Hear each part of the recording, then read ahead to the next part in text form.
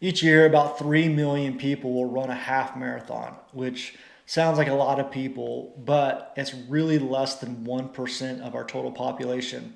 Now, I've ran multiple half marathons, I've ran multiple full marathons, and my best time for the half marathon is a 1:39 that I did this April in 2025.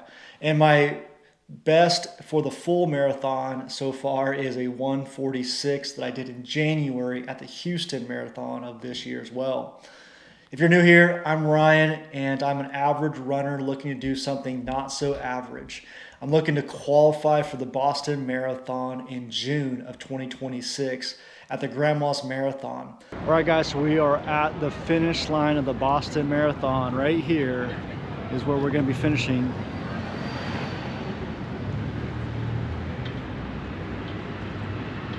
Now, my qualifying time is a 3:15, but as we all know, Boston, in order to get in, you typically have to run about 4 to 5 minutes faster than your qualifying time, which means that I'm expected and planning on running a 3:10, which averages out to be about a 7:15 minute mile. So I've got a half marathon this Sunday, and I'm using it as a time trial to kind of see where my fitness level is. So I'm planning to run that as a 7:15 minute pace, which would get me a 1:35 finish time. And with all of this going on, it means that it's marathon season. Over the next 3 months, I'm gonna be running 3 different races. Each race has a specific target and goal. The first is this weekend, which is going to be the Red Coyote Half Marathon in November. This is where I plan to run a 1:35, which would be a 4-minute PR. That's a 7:15 minute pace per mile. And then in December, I'm planning on running the Dallas Half Marathon. Now, that's going to be more of like a training run, kind of practicing a long run with marathon energy, practicing some nutrition plans, things like that. And then in January, I have the Houston Full. There, I'm planning to run a 3:30. In this video, I want to show you what I'm doing leading up to my half marathon. And this is a program that you can follow leading into your next half marathon. All right, let's talk about running and strength for the week of your half marathon. So the idea here is to stay fresh, keep your body engaged while also giving it some time to recover. On Monday, I did 7 miles on the treadmill. I want to do the treadmill because I had 48 miles the week before, and so I want to take some pounding off of the legs and just get into the gym, take it nice and easy. Then Monday night, I went back to the gym to do legs so that I could give my legs enough time to recover throughout the week. And I did single legs. So running is a single leg activity. So you want to try and do a lot of single leg activities when you're in the gym. Also, I highly would recommend lifting heavy because when you're running, it's a lot of long, methodical type of muscle work. So in the gym, you want to lift heavy, build those muscles strong. Also really helps engage those fast twitch muscles as well. And running efficiency. So I did single leg activities. So I did some split squats, I did some step ups, did some lunges, some deadlifts, things like that. Also worked on the posterior chain. So did kettlebells, RDLs, calf raises. Most injuries for runners are going to happen in your glutes, your hamstrings, your hips. So strengthening these muscles are really going to help you for injury prevention. Tuesdays, most of the time, consists of a track workout. So that would be something kind of like a 2-mile warm-up, followed by 8 800s, and then a 1-mile cool down. Wednesday, I did a 6.5-mile easy pace run, and then at night, I went back to the gym and did an upper body push workout. And then on Thursday, I did hill repeats. So this looked like 30-minute easy pace warm-up.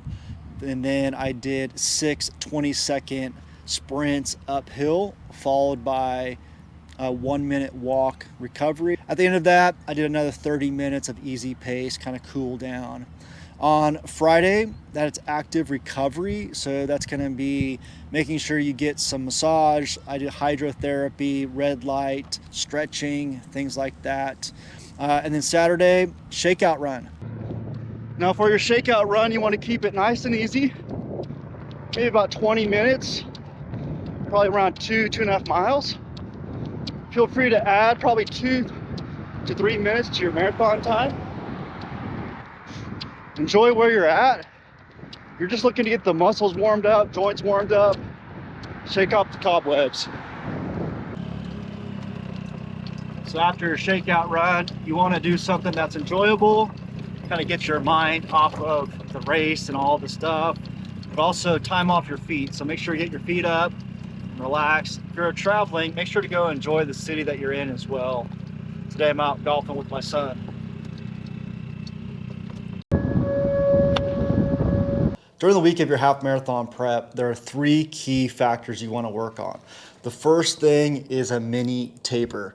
For a full marathon or a full taper, it would be a gradual reduction over a few different weeks, typically the 2 to 3 weeks before a full marathon or even a half marathon. But again, this is a mini taper, so I've ran more miles I typically would leading up to this race.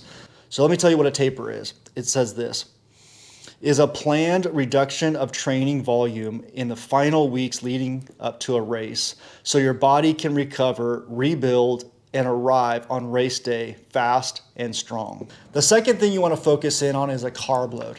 Now again, this is going to be a mini carb load for me because for a full marathon, it would be 3 days, but for a half marathon, it's going to be 2 days.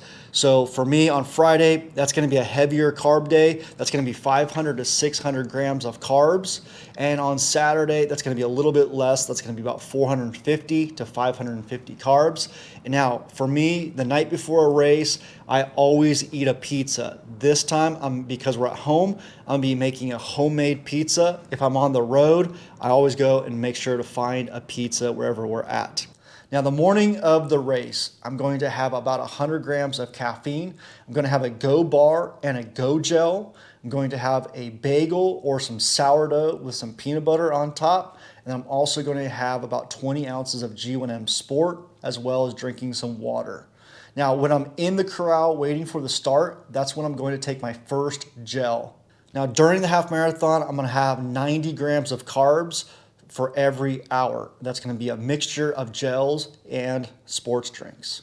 Now, the third thing you want to focus in on is fluids. All right, so this is way more than just drinking water the night before. All right, so you want to increase your water for multiple days ahead of time, adding sea salt and or electrolytes. Okay, also lowering caffeine will help for that race day for those caffeinated gels to hit even harder. What you're looking for is about 500 to 1,000 milligrams of sodium before the race and during the race every hour. Hydration is really important because it's going to help you to increase your blood volume. It's going to help your body regulate temperature, especially if it's a hot race. That's really important. It's also going to help your muscles to work more efficiently and be more elastic. It's also going to help your body to absorb carbs. All right, so this is your half marathon game plan. You've got training, hydration, and nutrition. Dominate these 3 areas and you're going to crush your next race.